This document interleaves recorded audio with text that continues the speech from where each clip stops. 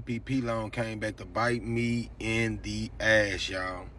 These folks want me to pay them so much money and to think that I thought I was actually doing something right.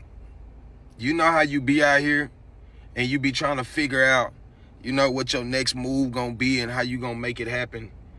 And then when something like that comes along, it kind of puts you in a trance like, damn, this is actually something that I could actually get. And keep in mind, I do have a business, and I thought, I guess the person who did my paperwork kind of screwed up. And man, I'm put in a position where I either have to pay a lot of money or I could be going away for a while. And I never wanted that to be the case, Man, that PPP loan was something, man. It was like a breakthrough for you, when you were struggling and not knowing the outcome. So anybody who think that they got away with that shit, you didn't get away, man. We make terrible decisions, man, when the storm come. So when the sun come back out, we screwed, man. Y'all share this post. The amount of people getting locked up for the PPP loan scams is crazy. There was a girl that got like 9 years over like 100-something thousand in PPP loan scams. There are a lot of businesses, a lot of people with LLCs that fraudulently obtained a lot of those funds and they're not in jail and they've gotten a lot of those things forgiven. If y'all remember when the government was pumping money into the economy back in like 2020 and 2021, the resale market for stuff was going insane. Like sneakers were crazy, watches were absolutely insane. There's this guy, Anthony Ferrer, and he owned like a luxury resale watch store because of like the PPP loan scam, as well as so much money being pumped into the economy. He was selling watches like crazy. He was bringing in a ton of revenue. What do they say? More money, more problems. I was living in Dallas and moved to LA, got $100,000 a month penthouse. Within a year, everything imploded. He was scamming his consignment customers, taking their watches, running a Ponzi scheme, taking those watches to pay off other loans. Now bro is serving like 10 years. That's all because of fraud. I don't even think they've brought up any of the PPP stuff. He might owe stuff on that too. I heard people getting hemmed up on them PPP loans. You knew that was coming. What I don't get is how certain people, black people, are complaining, saying that those loans was put out there so that they can trap black people. Why would you take the loan if you know you didn't have a business? It was for people with businesses affected by COVID. You starting an LLC so that you can collect a couple $1,000s to go buy shoes and chains and start a record label. That's not the same. I mean, you had to have seen it. The Lenox Mall in Atlanta was packed. They was damn near out of stock. And isn't that something that now you know that a lot of that Louis Vuitton and all that stuff, all these people were buying with their PPP loans, is made in China, and now they're about to go to jail for it? Look here, this is that victimhood again. Don't apply for loans that you're not eligible for. Therefore, you won't commit fraud and go to jail for it. Does that make sense? Hey you all, how you doing today? Just want to do a quick update, a quick video. Today is a very busy day for me. I am moving the rest of my stuff and organizing and getting things unpacked and set up for the children. I want to make a few drops. I am not... I seen some mean things being said, which I understand. This is the internet. You're going to have your trolls. You're going to have people that just are just who they are. And I don't expect someone who live a life of negativity to post a positive or anything encouraging on my post. I am making these videos to encourage people not to get caught up in the situation that I got myself caught up in. I started this off with the intentions of helping people, and that's what I ended it with, the intentions of helping people. I in no means meant to cause harm to anyone, not the government, not the people involved. I am going to do a story time of how this happened. And it's a little and it's a lot, you know what I'm saying? But my intentions going into doing this was not to hurt myself or anybody else. The individuals that I help, I think for the most part, 98% of them are business owners, self-employed individuals, independent contractors. And if you have any type of independent income, whether you're cutting grass and someone pays you cash, or you're doing hair and someone pays you cash, or you're taking people where they gotta go and they pay you cash for your services, that is considered a type of business entity. If you haven't registered properly or whatever, it's still business, it's still income, it still should be reported on your tax return. The biggest issue in my case was a lot of people that I know that has legit businesses was not filing them on their tax return. I was not aware that they were not claiming their income on their tax return. And because they did not claim their income on their tax return, that is considered fraud if they receive benefits from their business. Because even though their business does exist, because of the paperwork, it don't exist in order to receive any type of loans or grant fundings. And that is the biggest issue in my case. A lot of people that I assisted have income that is considered business income. Like I said, 1099 employees, independent contractors, people who actually have LLCs.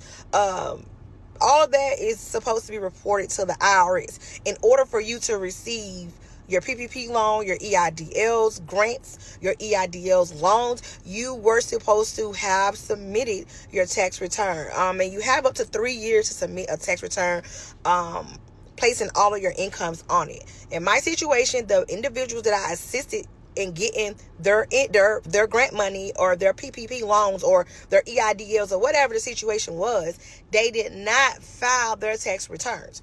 Because they did not file their tax returns, they held me accountable because I was the one that assisted them in the preparation of their application. Even though they knew they were applying for a business loan, a business grant, a business funding for their business. They knew this.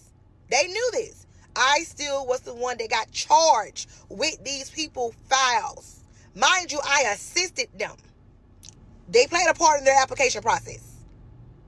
But going forward, I would do a video later on after I get some stuff settled. And I'm not asking, because I seen someone say something about you commit a crime and you know. The thing about it, a crime was committed.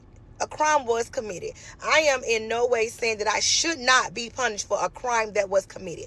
However, once I tell the story of the crime that was committed, the way that I was sentenced is very excessive. And I don't agree with the sentencing. I do agree that some type of punishment should have been placed. Because I'm not the type of person, I don't throw my rock and hide my hand. If I do something, I'll let it be known. And what I did for myself in this situation did not deserve 9 years and 6 months. And I don't care what nobody says. One of the main things that I did in my situation for the charges I committed, let me just speak that on, get that out the way. I ain't gonna keep y'all guessing on that. But I have several different types of income. I cook, I'm a caterer. I do hair, I'm a natural hairstylist, I braid. Oh Lord. I also do other things. I have several different types of incomes that I do. Work with my hands, that is business income. What I did was, I did not keep up with my receipts that I gave to clients. Some clients I did not give receipts, but I did provide a service to, or I did sell some type of item to, whether they ordered a plate from me. I just did not do my due diligence as far as keeping up with the proper documentation, the receipts. I did not keep up with that. So when they asked me to provide receipts, I did create my receipts. I was absolutely wrong to do that, because what I should have said was I did not keep up with my documentation. If that disqualified me, I should have accepted that I did not keep up with my documentation. However, I wanted the funding for my business, in which the money was spent in my business. I spent the money for my business.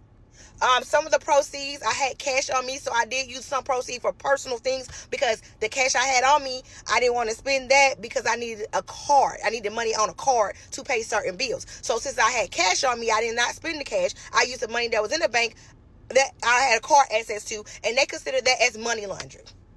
Mind you, I had the cash on me for it, but because I had the money in the bank, I decided to use my debit card, and that was a charge. a wire fraud, okay? That's how I got the wire fraud charge because, this is how I got the money laundering charge because I decided to use the money in my account instead of the cash I had on me when it came down to me paying personal bills. But for the most part, I did provide false receipts in order to receive the funding for my catering, the food services that I do. I am absolutely wrong for that. I told them that. I did not hide it from them. I did not make them do a fact check. I was honest, open, and very clear with them in my communication, and I acknowledged my wrong. However, this is where all this other stuff come in, where because I admitted to making documentations for my business, because I did not keep up with my receipts, they decided to pull everybody's file and say nobody qualified. And I assisted a whole lot of people. Like, I think they considered like 589 files. And so they considered nobody qualified. Out of 589 peoples, mind you, I qualified, just did not keep up with my receipts. So they pulled all of the fundings that I received. So just because I provide receipts for one program, they pulled all of my funding and put it as fraud. Yeah. So it's a lot to this. And I would do a story time on it. But as for right now, I need to finish moving my things, and I will try my best to respond to each comment if possible. However, I am one individual. But I will try to respond to everybody because I do appreciate you all coming. I do appreciate some of you all being positive because at the end of the day, that's all I need in this season. It's just healing and positive energy. I've already admitted to my wrongdoings. I don't need somebody constantly reminding me that, hey, you committed a crime. I know I committed a crime, baby. I do. And I'm accountable. However, you don't have to sentence me like I just killed someone. What if I told you that during the pandemic, when we were stuck at home and we couldn't make extra money because you weren't allowed to work, that 26 Washington, D.C. police officers were taking your taxpayers' money? How would that make you feel? Because guess what? I'm in D.C. right now, and I'm like, shit, what's going on in this town? So I Googled, and this is what I found. This is recent, April of 2025. 26 Washington, D.C. police are now being investigated. One cop pleaded guilty to wire fraud. This is all PPP loan. They opened up false businesses and took our money. Another cop revealed $95K, and he was sentenced to probation. You know, it's so crazy because this police department is so understaffed. They're losing officers every day. This isn't just fraud. You know what it is? It's a betrayal of public trust. They got to pay it back. Come on now, y'all. And just on a side note, I think police need to make more money, and so do teachers. Thank you. Fuck you, bitch. Unemployment took my fucking federal, bitch. Unemployment took my fucking federal! Oh, sis federal taxes was intercepted due to fraudulent unemployment claims that she took. So she better be lucky they took that $9,000 and not taking her back to jail. But let's get back into the tea. So y'all know the year during COVID that everybody was getting PUA and unemployment. Mm-hmm. Y'all know what I'm talking about, right? Well, guess what? Motherfuckers are paying them back. They took my federal! They told y'all they was going to come back and get that unemployment COVID money, that PPP money. Y'all thought it was a game because they didn't get y'all the first year, but they said they were coming back to get that money. But let's get back into Sis T on her money and how much they took and how they got that money back from her. All my shit. I have nothing. My new balance is $0.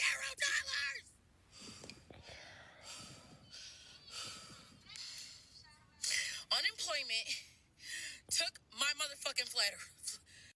So long story short, Sis was able to get her state refund, which usually comes first, but the federal refund was intercepted for the unemployment benefits. And I think it was intercepted on the federal side due to that extra unemployment that the feds were giving you through your state. I forgot how much it was, but now her money gone. Federal? Do you know how much money I was expecting? I might as well tell you guys now. You know how much money I was expecting?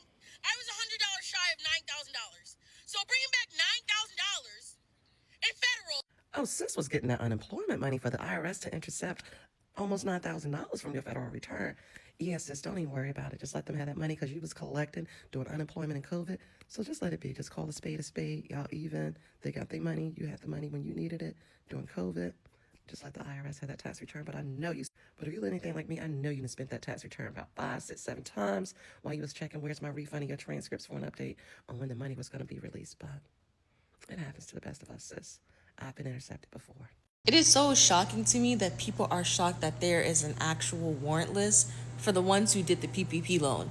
I don't understand why everyone is so shocked and scared and frightened and crying and terrified when it's literally called a PPP loan.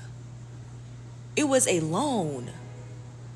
So it wasn't free money. You were going to eventually have to pay it back if you didn't have the proper paperwork for it to be forgiven. That was the whole point of it. It was supposed to be a loan, and if you had the right paperwork, some of that loan could have been forgiven. It wasn't free money. So I'm just so shocked. And it's the fact that most of the people who did the PPP thing, they went to Miami. They were going out. They were going on vacation. They were buying new cars, new bags. Like, they were splurging with a government loan. Why are you guys so surprised? One time about how I went to prison for getting a goddamn PPP loan. Okay, so I'm just going to start from the beginning when I got indicted. It was March 15th, 2023. Me and my husband had just left from going out to eat because my son recently had like a kidney surgery or whatever, and we had been in the house. We've kind of been stressing and whatever. We sitting in the car chilling, and a car pull up, and my husband like, who the fuck this is pulling up in my yard? I'm like, I don't know. Shit, you know how they be tripping. You know, them young niggas be paranoid. I look at my husband, he look at me. Shit just started getting weird. Okay, then after that, they come to my door and they give me a piece of paper. They say, oh, you just got a PPP loan. You just gonna have to pay it back. I opened up the goddamn envelope and it say, Samarian Kingston versus the United States of America. I could have lost my motherfucking mind. Mind you, I have a real business. I'm a hairstylist, so all I do is go to work and go to fuck home. So I'm like, what the fuck? That was literally like the worst day of my fucking life because I was so scared and I didn't know what to do. And then me, like, I always try to do the right thing and, like, you know, not get into any trouble, and I got in fucking trouble. And every fucking body did it, so I'm like, why the fuck I'm getting in trouble? You know, like, that shit had really pissed me off. So I ended up going to court and finding out that it's a whole fucking conspiracy case with 23 other people that I don't even fuck with. I was scared as fucking court, didn't know what the fuck was going to happen, but I ended up getting a little bun, so I was able to go home. So I think y'all kind of got it confused. When I said that I bonded out, I was saying that I got an OR bond. If you don't know what an OR bond is, it is something that they give you when you don't have a criminal history. When I went to court, they told me that I was being charged with wire fraud and conspiracy to commit wire fraud. They ended up dropping the wire fraud and charging me with only the conspiracy. Whole time, I'm not knowing that the conspiracy was worse than the wire fraud charge. So let me break down this conspiracy theory. Okay, so let's get into this conspiracy theory. They basically were saying that I helped gang members fund their illegal activities, which is not true. So if you know me, you know that I'm a popular hairstylist where I'm from, and like everybody know me. So it's basically like I'm walking promotion. I ended up, you know, referring somebody to get their loan done by the same person who did my loan. They had the messages of me telling him to send me his information so that I can send to her, and that is where the conspiracy came from.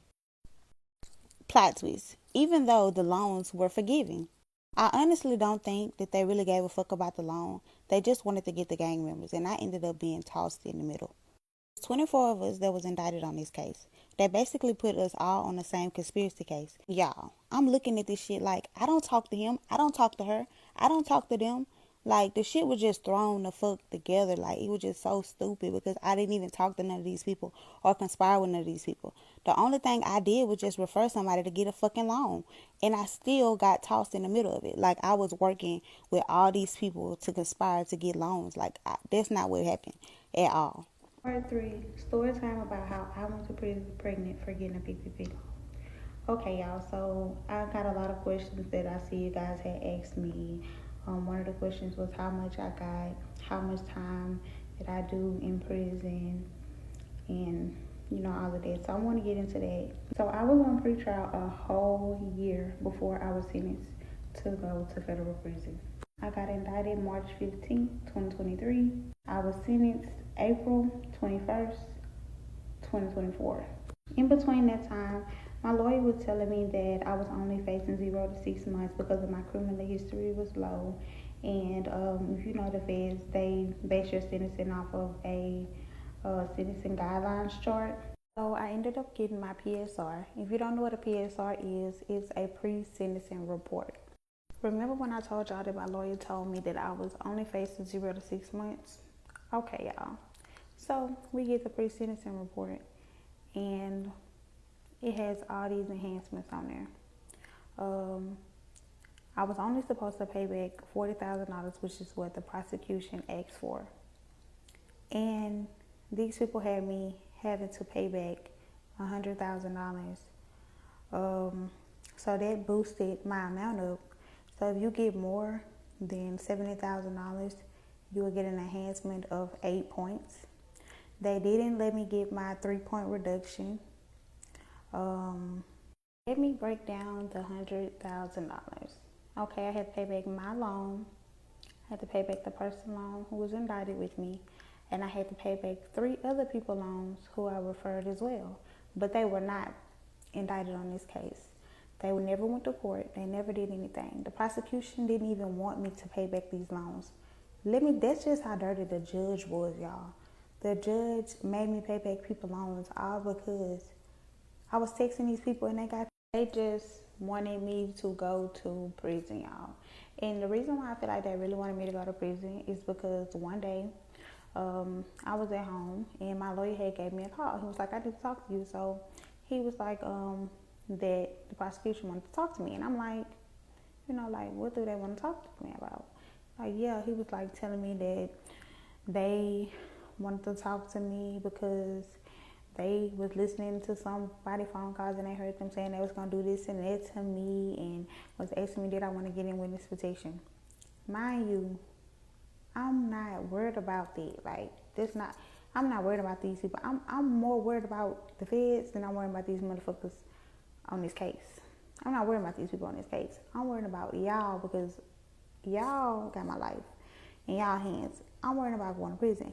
But at the same time, I don't want to talk to y'all either because y'all bullshit as fuck. Like, y'all in real life trying to get me on some shit that y'all know for a fact I did not do.